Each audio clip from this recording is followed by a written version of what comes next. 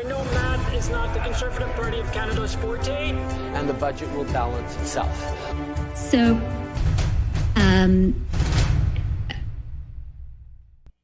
because they reflect demand in the economy. But for programs to support affordable housing, I think it's important to support efforts, particularly because Quebec is a leader in this in the country. So this is why we are looking at investing in the Accelerated Housing Fund, the Housing Accelerator Fund, with this direct funding. Quebec is the only province which is equaling these sums to construct 8,000 affordable housing units.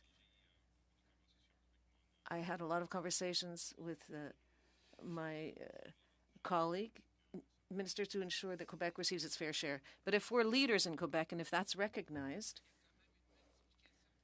we're seeing a multiplication of programs. Between announcements and the will to do something, it takes months and even years before anything is actually done. Is the federal government imposing conditions on Quebec? You know that we have a housing authority, we have infrastructure, we have an ecosystem. Why not just transfer the funds directly to Quebec and respect Quebec's areas of authority and competence, so that we can have housing soon? We need social and affordable housing, and we have to focus on that. So why not transfer the money directly instead of imposing conditions? The cities have to do this, municipalities have to do that. But you recognize that we're leaders. So don't you think that this should be translated concretely? Quand j'ai des discussions. When I have conversations with my Quebec counterparts, the result is better after the conversations that we have. Not for establishing conditions, but for setting priorities that we share. When I speak to Minister de Ranceau, we identify opportunities for Quebec to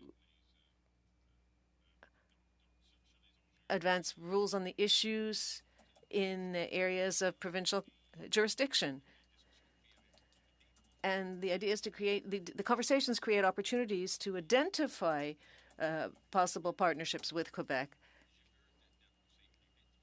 I would like to advance more quickly. I'd like to achieve more also. But in my experience, results are better when you have conversations and negotiations. But there are a lot of... Oh, thank you. Thank you, Madame Chabot. This for 6 minutes. Thank you, Chair. Thank you, Mr. Fraser. Good to see you. You know, when I was a little boy in Timmins, my Irish granny used to call my Scottish granny, and we'd go uptown. And all the old mining widows would sit at the Woolworths, and the kids would go window shop. Nobody wants to go into the downtown anymore because we're hit with the triple crisis: mental health, opioid addiction, and homelessness. And the city is doing... How many scandals do you think Trudeau has had? I have another video over here showing how many, and it is a lot. And I think shame needs to be brought back into Canada because he has no shame anymore. And I think it just trickles down to everyone underneath him. And that's what's really frustrating about Trudeau. And as far as an election is concerned, obviously there should have been one a year ago. But do you think it'll really be in October 2025? Because his steam, like all he has to do is smile and for the camera, go on his vacations. There's going to be a new love in his life coming up, probably, because he has to, because he needs to take attention away from himself. Anyway, let me know in the comments what you think. Let's go back to the video. Doing extraordinary work, but they're not equipped for this job. And so they rely on reaching home. And yet that's spread across Cochrane District, which is 144,000 square kilometers, over a dozen communities, numerous First Nations. So they are doing all this on $944,696 a year, and yet you've told them that they're going to get a 50% cut. So they're going to do all this on $465,000. Why would you walk away on Northern Ontario when this crisis is hitting us full force in the face? Thanks very much, Mr. Angus. And as I've shared with you before, I'm familiar with the situation in Timmins. My sister is a resident and runs a business in town and has been trying to do her part to participate in community efforts to help address some of these circumstances. First of all, thank you to the service providers who are helping vulnerable people. And I have what I believe will be good news. It'll take a few months to sort out the final details at a community level. The reason that there was a drop in funding was not a cut to the program, but the exhaustion of the pandemic era increase that we saw through Reaching Home to help address short-term pressures. We've decided in the recent federal budget, should it pass, that we want to reestablish that higher level of funding. We expect in the months ahead to be able to notify communities of what that increased funding will mean at a local level, and given that you've reached out to my office, we'll be sure to provide you with an answer as quickly as we can as to what it means for the communities in your constituency. Well, that'd be really important because Kenora District, 33.5% children live in poverty. That's staggering. They're facing cuts of over 50%. North Bay, DSAB, they've been trying to create this integrated homelessness hub, yet their funding is scheduled to drop 70% so that they would get by on $245,986. I mean, what are you going to buy with that? Nothing. So can I go back to Northern Ontario and tell our communities that they're not being left behind, that that funding is going to be bridged? Because they're being told right now to prepare for cuts, so they're having to make decisions now about walking away on programs that help the homeless. So the specific amount for each community, if I had that information today, I would give you that information today. You'll see in the budget that there was a major top-up through Reaching Home. That will translate into an increase. The specific dollar amount I will get to you as soon as we have. We should also discuss the other opportunities through newly funded programs, including addressing encampments and challenges with homelessness over and above Reaching Home that are in the current federal budget. I'm glad that you're using your voice to actually draw attention to this problem, because it is a real problem. It's not fair that people in a country as wealthy as Canada go to bed without a roof over their head. I want to help. I can tell you that we're putting money behind that desire to help as well, and we're going to work with members across the country to help ensure community organizations in their regions are supported. Well, I appreciate that, because you know what I see happening in my community in Timmins, I know it's as bad and worse than other northern communities, and the Northern Ontario's always learned if we don't stick together, we fall really hard. So one of the efforts was Thunder Bay Social Services Administration Board, and they have the highest opioid-related mortality rates in all the Ontario Public Health Unit region, 77.2 per 100,000. So they've reached out to work with Cochrane District. They've reached out to work with Kenora. So everybody's coming to the table to try and find solutions. And it's the one thing that's really inspiring in this crisis. They've asked to have the government recognize the work that they're doing through Reaching Home, because they're also taking the enormous pressure of Treaty 9 communities where we have, 18, 20 people living in 3-bedroom homes. So Kenora, Thunder Bay, Cochrane District are under enormous pressure from the housing crisis that is 10,000 times worse up in Treaty 9. So they've been reaching out to Mushkegowuk, to Nan. So will the federal government be willing to sit with them and say, yeah, we recognize the larger Northern Ontario issue, because a single municipality just simply can't take this on?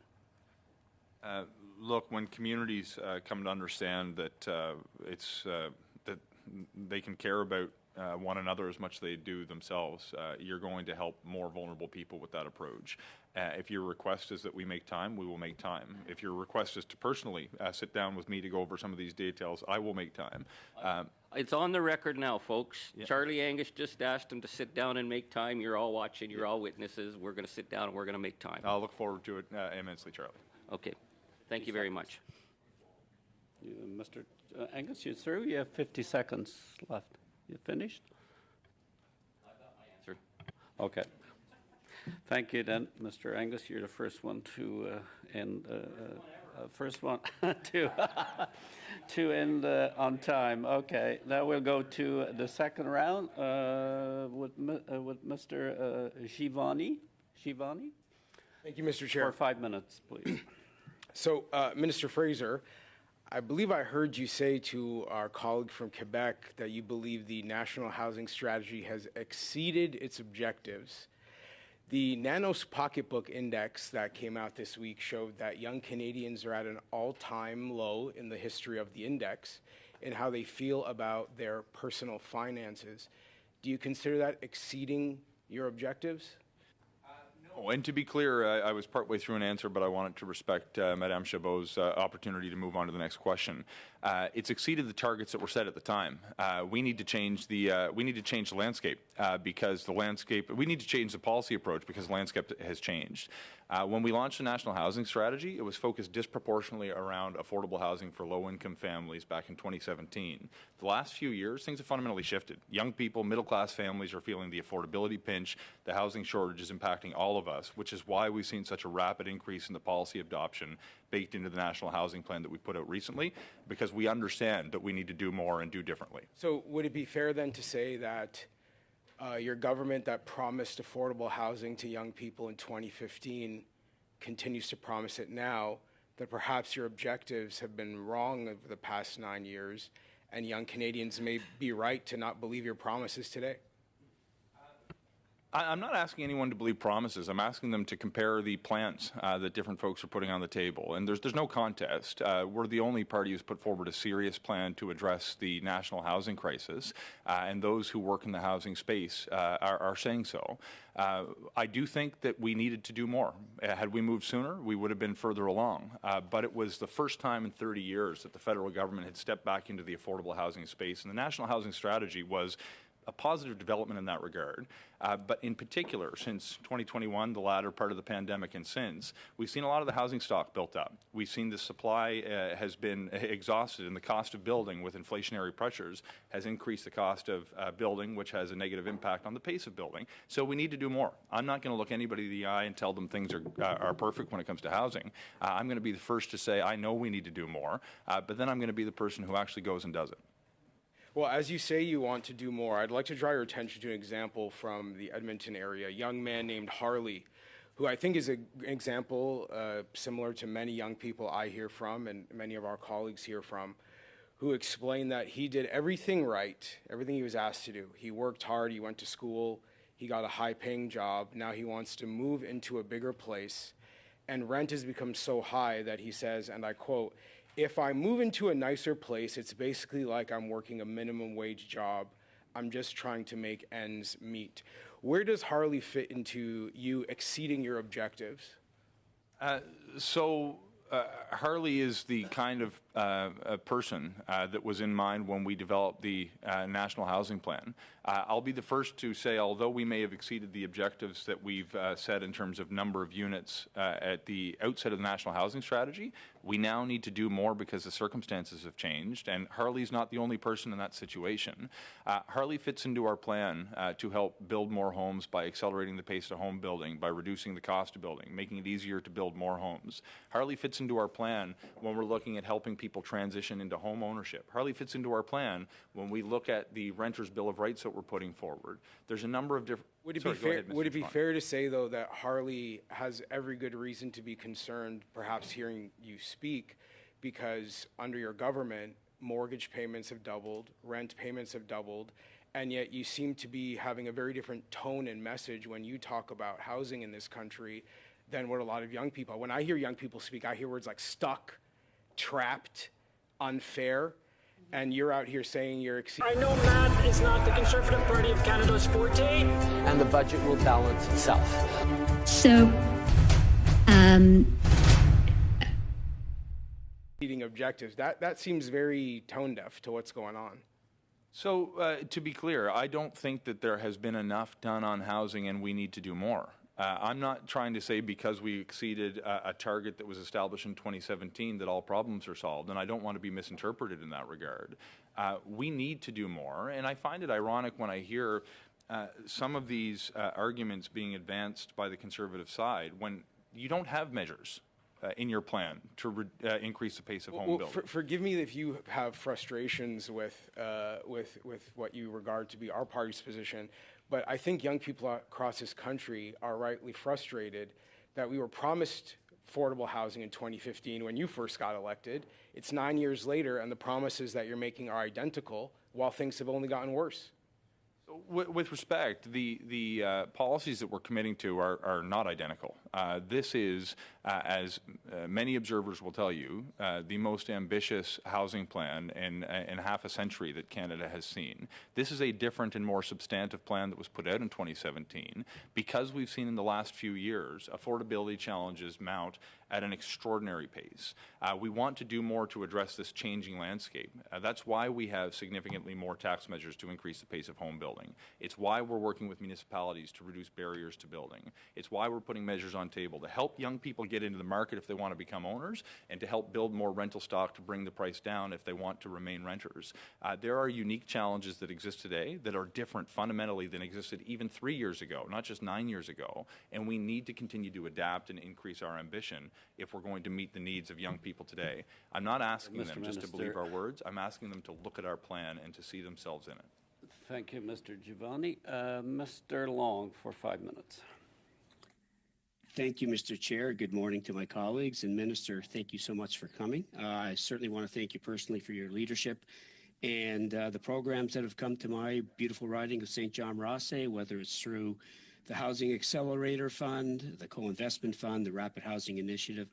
All of those programs, all of those federal programs are making a major difference in my riding. And just let me say this, Minister, it does puzzle me when we look at the Conservatives and how critical they are with really a lack of a plan to address this issue, that they just don't put a plan forward. And I mean, there's half-hearted measures. The leader of the Conservative Party just wants to fight with municipalities. And I'd like to ask you, I mean, obviously the leader of the Conservative Party, in my opinion, has been hiding his plan and delaying debate on his private member's bill. So, you know, if his plan is so great, why doesn't the Conservative leader just share his plan with Canadians? Thank you. Look, Mr. Long, I can't speak for him, but I find it curious that the private members bill he's put forward continues to be delayed. I expect it's because it's been widely criticized for folks who operate in the housing space. It's been very poorly received. They did publish a plan, but it doesn't have any policies around some of the issues we've been asked about today. It doesn't have any policies that address municipal zoning reform. It doesn't have any policies that address development cost charges. It doesn't have any policies that address homelessness or affordable housing. What it actually does is very curious. It increases taxes on new rental construction by putting the GST back on units. When you look at the proposed super fund, it represents a nearly 98% cut to funding to support municipalities to increase their targets. It only applies in 22 communities across Canada, none of which in my region would benefit. I look at some of the members represented here, that their plan specifically excludes some represented by the Conservative members here. It's including Muskoka, including Durham, including Kelowna. They don't benefit from the Conservative plan. We see that it's got some bizarre policies around a NIMBY snitch line to hire a lot of public servants to answer the phone if somebody doesn't like their neighbor's housing policies. When it comes to public land, it has a plan to sell off 6,000 properties to the highest bidder with no control for affordability that will forever release them from public ownership. I expect, because the plan is going to have a severe negative impact on home building in Canada, that's likely the reason that Mr. Poilievre won't bring it forward in the House of Commons for debate. Thank you for that. And I just want to pivot to there's an article actually in CBC this morning that came out, and I'll just read the title. It says, "Housing starts in New Brunswick, lagging further behind maritime neighbors in early 2024. And, you know, I'm going to quote you here from about 5 minutes ago. You said, "True partnership includes more than one party." And, you know, true leadership is actually coming forth with programs. And I find it curious that, you know, last September, we dropped the GST on new rental builds, and provinces like Nova Scotia, provinces like Prince Edward Island, dropped their part of that tax also. And the stats show that in the last 3 months, Nova Scotia and Prince Edward Island have had triple the new apartment starts. And, you know, New Brunswick says they can't afford it. I would argue they can't afford not to do it. So, again, it's frustrating to me when we all know that really housing is provincial jurisdiction. We've shown tremendous leadership in acknowledging there's a massive problem and coming forth with programs. But Minister, I wonder if you could comment on New Brunswick and Premier Higgs not dropping their share of the tax, and we can see straight up the impact that's having. Thank you. Thanks, Mr. Long, for the question. Starts may be up in New Brunswick, but they're not increasing at the same rate as other provinces that have made those measures. The assessment of the first 3 months in Nova Scotia, for example, shows that in the first quarter there's been more than 2,100 housing starts compared to, I think it was 837 last year. It's blown by the all-time record, and some of the analysis I've reviewed attributes that to both the federal and provincial decision to remove the GST on new apartment construction in my home province. We've seen significant increases in other provinces that have either previously made similar decisions around GST. I saw Minister Hickson in Alberta a few years ago, mentioned over the past few years, past 3 years, there's been more housing starts in his province than the previous 15 combined. So working together, leveraging one another's opportunities to build on the work that we can each do will allow us to accomplish a far greater level of home building. Thank you for that. Last question for you. Mr. Long, you're well over 5. Thank you, Mr. Minister. Thanks, Sean. Madame Chabot, pour 2 minutes et 30. Merci, Monsieur le Président. Thank you, Chair. Given the crisis of homelessness and the encampments, I think, unfortunately, we're seeing a lot of media coverage of this and editorials. You announced $1 billion in your budget for your Reaching Home and homelessness programs. Most sums will begin in 2026, 2027. Last year, that program, Reaching Home, was cut by 3%. In my riding, in the Thérèse de Blainville MRC, the main organization fighting homelessness, saw a 13% cut from their budget by that program. So here's my question. Considering that 80% of the funds will be in 2026, 2027, how are you going to act on Reaching Home? Is this money going to reestablish the funding that had been targeted by the program?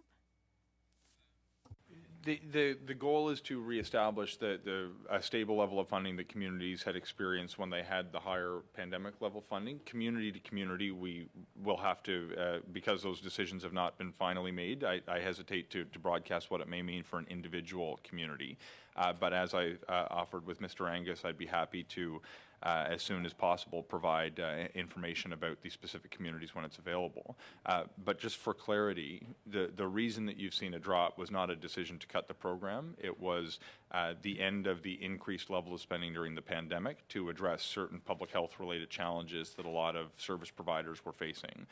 We've decided to put more money into the program because the problem has worsened in a lot of communities, and we want the ability of communities to have predictable funding over the next few years to be stable and to allow them to provide a higher level of service. Vous avez aussi annoncé 250. You also announced $250 million, I believe, over 2 years for the encampments, with the condition that provinces and territories invest the same sums. So concretely, what are you actually going to do in the short term? Là, on parle. Because there are major investments in the budget. But what's the fair share? And how can we speed things up to resolve crises? That's the question I'm wondering about. Pour le Québec, For Quebec, I would like to advance funds that reflect Quebec's population. I want to obtain benefits when the provinces equal the investments. At the same time, it's important to advance other programs to support affordable housing and to address homelessness in communities to support the most vulnerable people. But I've had conversations recently with Minister Duranceau to discuss opportunities for collaboration with Quebec. And I think that we have an opportunity in the short term. I know math is not the Conservative Party of Canada's forte. And the budget will balance itself. So,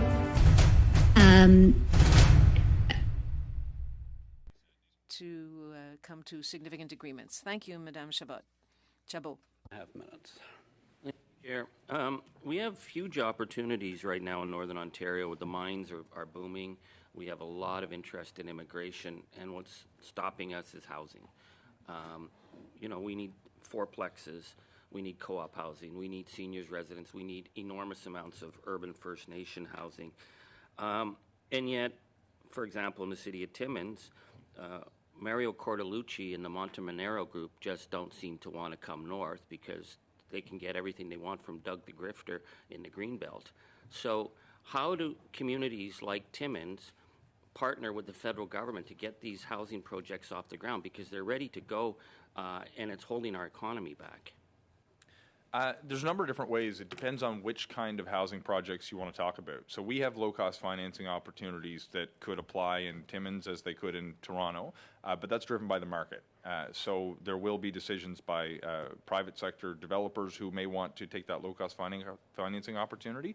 There may be opportunities to negotiate a bilateral agreement with the province that could discuss the importance of workforce housing in strategically important locations, as I would suggest Northern Ontario certainly is.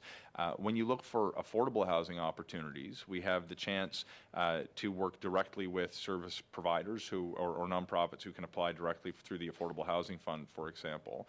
I don't want to just rhyme off 100 programs for you, but there's many opportunities. I guess the concern is the private sector has.